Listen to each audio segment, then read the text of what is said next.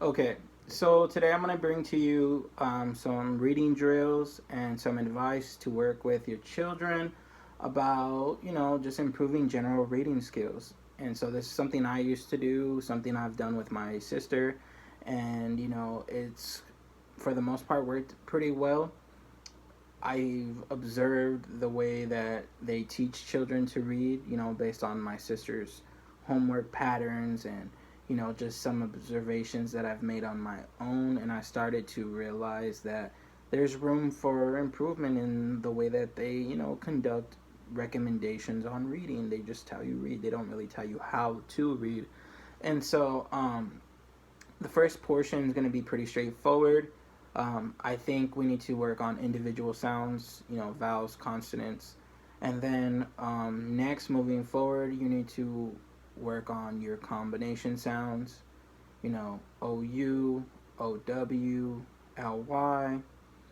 And once you're able to, get the combination sounds down, and see, this is what I think is the most essential, is learning the combination sounds, because if we really work on those combination sounds, then reading will come so much more naturally, because the confidence in knowing what sounds you're making as you're breaking down words will go so much further.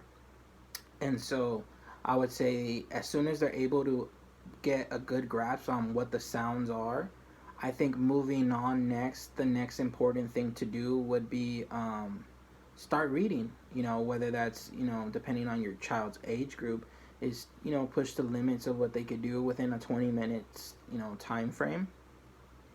I think once you go beyond that, you need to start working on sight words, because honestly, there's not a whole lot of them. And once you're able to teach your children and help them kind of memorize and recognize what those sight words are, the rest of the reading becomes more of practice. And so when we move more into the practice portion, um, I like to do two drills. I like to do this thing where I call it flowing and feeding, where I allow the child to basically read as fast as they possibly can to the best of their ability. And if they get stuck on a word, to make a signal so I can feed them the word and they can continue reading. And so this allows them to pace through more pages and builds more confidence. And so they're just like, wow, I read a chapter today, or wow, I finished this book today. And so it helps build confidence. And then I also think that it should go hand in hand with this next exercise. I don't think flowing dominantly should be the way that we conduct reading drills. I think the next day should be more of a detailed and correction style of reading. The detail and correction style of reading is you sit side by side with your child and you read silently while they read, and you make sure that they are pausing when they're supposed to, following the punctuations, enunciating correctly, and doing all the things that they need to do essentially to be successful.